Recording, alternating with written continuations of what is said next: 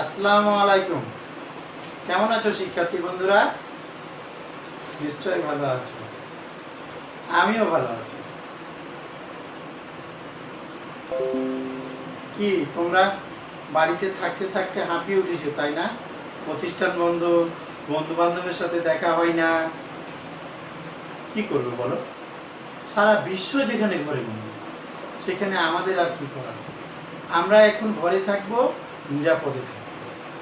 আমরা নিজে সুরক্ষিত থাকবো, অপরকে সুরক্ষিত রাখবো। তো শিক্ষার্থী বন্ধুরা, আজ আমি তোমাদের সামনে উপস্থিত হয়েছি মোহাম্মদ শরীফুল ইসলাম, সহকারী শিক্ষক, চোরাপাড়া ফাজিল মাদ্রাসা, নিয়ামতপুর নওগাঁ। আর আমি যে বিষয়টি তোমাদের সামনে আজ উপস্থাপন করব সেটি হচ্ছে অষ্টম শ্রেণীর সাহিত্য বই, আর পড়াবো আমি গদ্যাংশ থেকে। তো শিক্ষার্থী বন্ধুরা, কালক্ষেপণ না করে আমরা মূল পাঠে যাই। চলো কিছু ছবি দেখি আমরা। শিক্ষার্থী বন্ধুরা, তোমরা এখানে স্ক্রিনে কিছু ছবি দেখতে পাচ্ছ। ছবিগুলো একটু লক্ষ্য করে দেখো। এই ছবিগুলো কখন আমরা দেখতে পাই? এই যে নাগরদোলা, এই হচ্ছে তোমার মঙ্গল শোভাযাত্রা, আর এই পান্তা ভাত, এগুলো আমাদের কিসের সাথে জড়িত? কখন আমরা এগুলো করে থাকি বলতে পারবে তোমরা? শিক্ষার্থী বন্ধুরা, কোন দিন আমাদের এই অনুষ্ঠানগুলো দেখা যায়? তোমাদের উত্তর সঠিক হয়েছে। তাহলে আজকের আমাদের পাঠ বাংলা নববর্ষ, আর লিখেছে শামসুজ্জামান খান। শিক্ষার্থী বন্ধুরা, এই বাংলা নববর্ষ বাঙালি জাতির ইতিহাসে এক ঐতিহ্য। এটা এমনি এমনি আসেনি। এই নববর্ষ উদযাপন করার জন্য বাঙালি জাতিকে সংগ্রাম করতে হয়েছে। এক সময় পশ্চিমা শাসক গোষ্ঠী আমাদের সংস্কৃতিতে আঘাত আনতে গিয়ে এই বাংলা নববর্ষ পালনে বাধা দেয়, আর বাধা দিলে বাঙালি জাতি ধর্ম নির্বিশেষে সবাই গর্জে ওঠে। তারা পালন করার দাবিতে আন্দোলন করে, এই দিনটিকে সরকারি ছুটির জন্য দাবি করে। কিন্তু চাপের মুখে সে সময়ে কে ফজলুল হক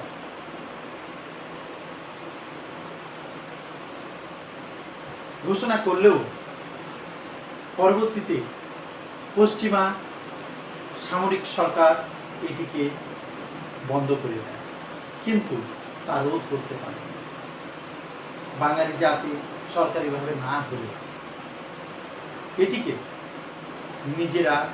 নিজেদের মতো করে পালন করতে। চলো আজ আমরা এই পয়লা বৈশাখ বা বাঙালি নববর্ষ উদযাপন নিয়ে দেখি।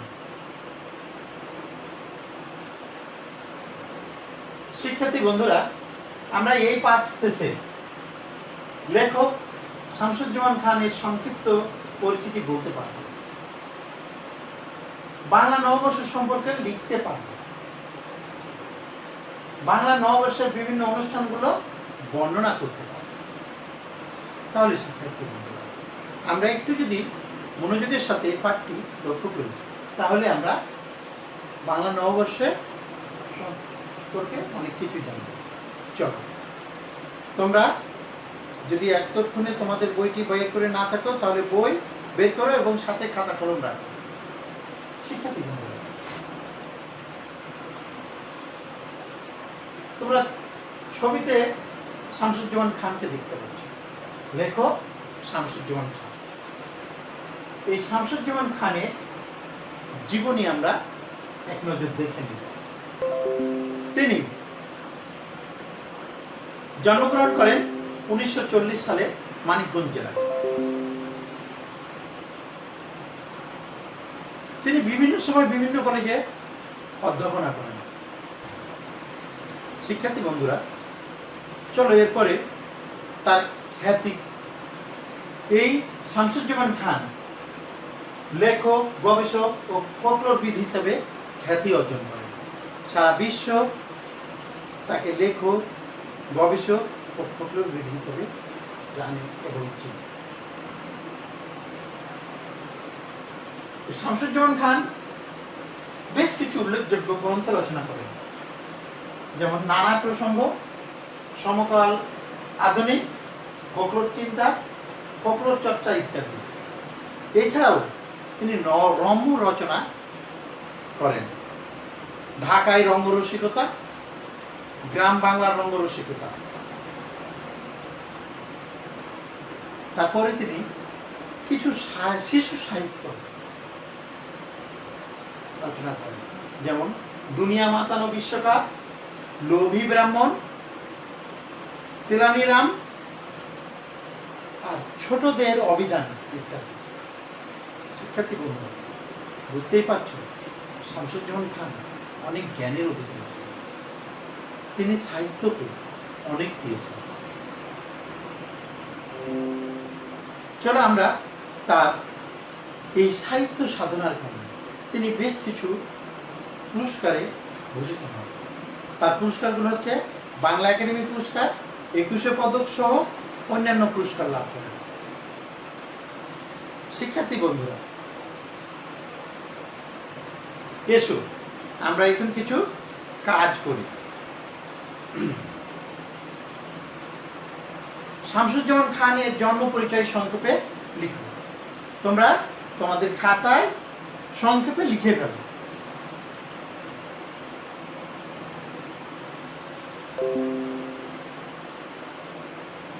কি লিখছ?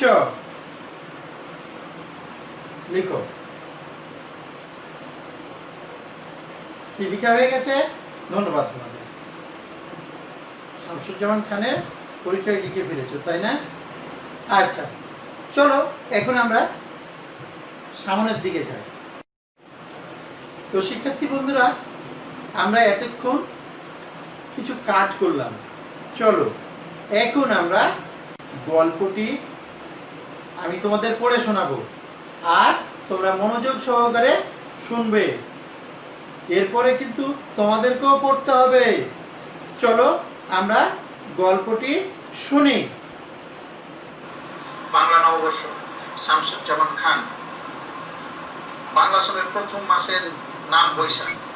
পয়লা বৈশাখে বাঙালি নববর্ষ উৎসব। নববর্ষ সকল দেশের সকল জাতির ওই আনন্দ উৎসবের দিন। শুধু আনন্দ উচ্ছ্বাসই না, সকল মানুষের জন্য কল্যাণ কামনার দিন। আমরাও সুখ, শান্তি, সমৃদ্ধি ও কল্যাণের প্রত্যাশা নিয়ে মহা ধুমধামের সঙ্গে আমাদের নববর্ষ উৎসব উদযাপন করি। একে অন্যকে বলি শুভ নববর্ষ।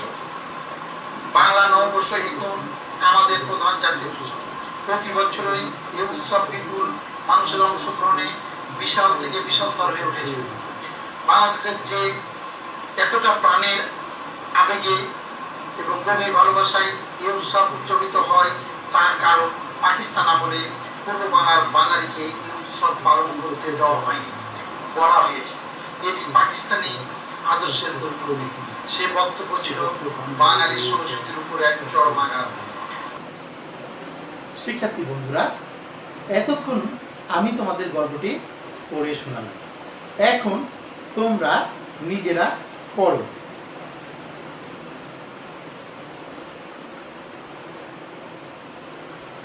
পড়ো, খুব মনোযোগ সহকারে পড়ো এবং তোমাদের কিছু সমস্যা তোমরা তৈরি করো। আমি আছি তোমাদের সাথে।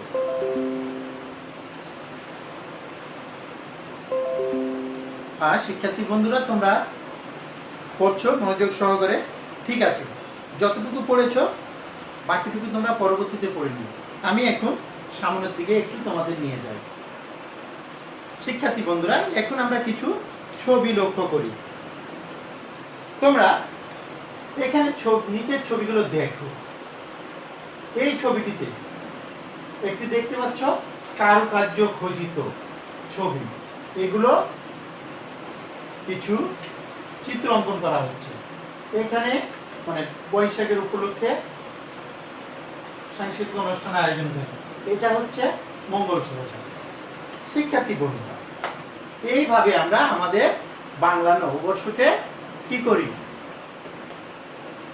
বাংলা নববর্ষকে বরণ করে থাকি এবং পয়লা বৈশাখের দিন আমরা আনন্দ উচ্ছ্বাস করি।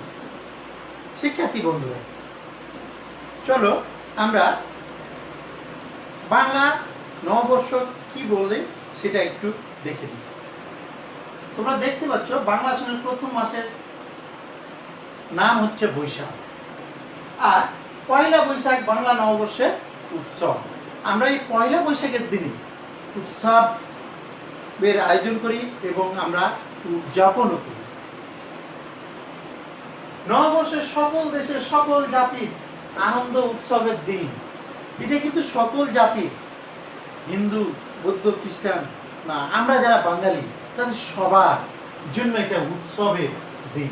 শুধু আনন্দ উচ্ছ্বাসই না, সকল মানুষের জন্য কল্যাণ কামনারও দিন। এটা আমরা একে অপরের জন্য কল্যাণ কামনা করব। আমরা সুখ, শান্তি, সমৃদ্ধি, কল্যাণ প্রত্যাশা নিয়েও কি করব?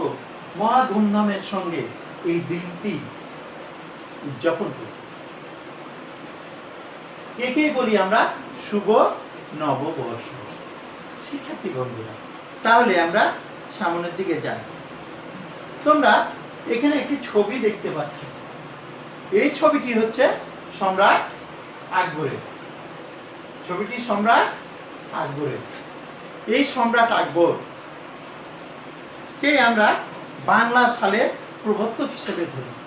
যদিও বাংলা সালের প্রবর্তক নিয়ে বিভিন্ন জনের বিভিন্ন গুঞ্জন আছে, তবু আমরা এই সম্রাট আকবরকে বাংলা সনের প্রবর্তক হিসাবে জানি। তিনি 1556 সালে বা 922 ইসিতে বাংলা সনের প্রবর্তন করেন। শিক্ষার্থী বন্ধুরা,